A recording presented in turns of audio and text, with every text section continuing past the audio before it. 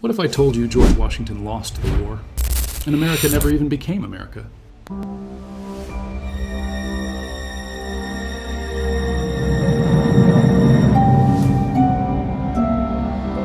No Marvel, no McDonald's, no TikToks in front of gas stations, just a broken continent and a founding father who got absolutely cooked. Okay, so picture this. It's the 1780s. America just kicked Britain's teeth in after years of guerrilla tactics, cold winters, and powdered wig strategy meetings. The colonies are free.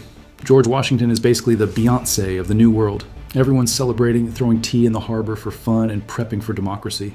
The 13 colonies can't agree on anything. The Articles of Confederation? Weak. The Constitution? Too centralized. The North wants industry and abolition. The South wants slavery and self-rule. Everyone's shouting. No one's vibing. And boom, Civil War. But not the one with Lincoln and Gettysburg. Nope, this one hits in 1784. Barely a year after independence, George Washington takes charge of the Unionist States, a coalition of northern and mid-Atlantic colonies. His opposition? The newly formed Southern Confederation, led by firebrand generals, angry farmers, and rich landowners who really don't want to give up free labor. What was supposed to be a peaceful, let's build a country moment, turns into a cannon-blasting, bayonet-swinging breakup that would make even Taylor Swift write a sad violin ballad. Here's the kicker, Washington loses. His forces are outmaneuvered, supplies run dry, southern ports stay fed through shady European alliances. After the siege of Richmond, Washington retreats, tries to regroup, but gets flanked near Philadelphia. By spring of 1786, he surrenders. Yeah, the George Washington, the guy your school books call a hero, ends his military career signing a white flag. You can almost hear King George III sipping tea across the ocean like, "I told you they'd fall apart." With Washington defeated, the whole American project crumbles like a cheap iPhone charger. The dream of United States becomes more like awkward roommates of North America. Here's the new map. The Southern Confederation, pro-slavery, anti-centralization, low-key obsessed with cotton and honor duels. The Northern Federation, industrial, chaotic, and trying to copy Europe, but without the centuries of culture. The Free Atlantic States. New England splits off, becomes a hipster republic that's all about trade, coffee, and lighthouses. Western territories, a total mess. Think cowboy anarchy meets ancient tribal nations and rogue warlords. And Washington? He's exiled from politics, lives the rest of his days writing sad letters and chopping metaphorical cherry trees. Alright, let's time travel a bit. Fast forward to the 1900s in this alternate timeline. The global power vacuum is real. 1. European empires stay winning. Without the US to challenge them, Britain, France, and Spain hold onto their colonies longer. Africa, Asia, and the Caribbean remain under the European bootway into the 20th century. Independence movements? Delayed. Global development? Stunted. 2. Germany gets bold. World War I rolls around, and guess what?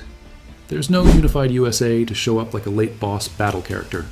The Northern Federation sends troops, but it's like tossing breadsticks at a tank. Germany dominates, redraws Europe, and probably drops an Imperial Spotify album while they're at it. Okay, listen here, people. Before I continue, don't forget to like and subscribe. It really helps. And I really put my all in this video, so please subscribe and like, and thank you. Let's talk vibes. Without a United States, the cultural scene is a freaky remix. No Hollywood. Movies? Dominated by Britain. Imagine every Marvel film with thick accents and emotionally repressed superheroes. Instead of Iron Man, you get Iron Lad of Liverpool, who drinks tea after blowing up villains. No NBA or NFL. Sports culture? Gone. Instead, the Confederation idolizes jousting and horse racing. The North invents power cricket, which is just regular cricket, but with explosions. No Internet Empire. The Confederation bans open internet. The Northern Federation has a janky version called FedWeb. It's 90% forums arguing about taxes. Free Coast? They make the closest thing to TikTok. It's called Clip Clap, and it's 40% dancing, 60% clam chowder tutorials. But yes, Florida.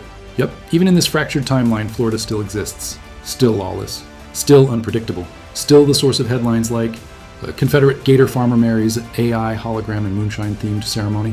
Some things are inevitable. Now back to George Washington. He didn't just sulk and chop wood. He started writing. Think of him as the colonial version of a banned podcaster. His essays, nicknamed the Letters of Liberty, spread underground across the territories. He warns against division, begs for unity, and roasts every warlord and petty dictator by name. Generations later, his words spark something. Young radicals in the Northern Federation quote him in rallies. Southern students secretly read his banned books under their desks. The Free Coast memes his quotes into viral Founding Father Fridays. By the 1880s, a movement called the Second Republic Coalition begins. Their goal? Do what George tried, unite the continent. In 1899, they hold a secret summit on neutral ground. probably a Vermont barn surrounded by moose. They discuss a shared currency, free trade zones, and even forming a new Congress. It's not easy. The South still clutches old ideas. The West trusts no one. But slowly, the pieces begin clicking. By 1910, they don't call it the United States. They call it the American Accord. It's not perfect, but it's real. Final thoughts, the power of the what if. So, what if George Washington lost the Civil War? We'd get a fractured America, global instability, and a slower, more painful path to progress. But here's the twist. His failure becomes his legacy. Because even when the guy who couldn't tell a lie takes an L, he ends up planting the seeds for something bigger. In a way, that's kind of inspiring. Because whether it's history, politics, or your worst Monday morning, sometimes losing doesn't mean it's over.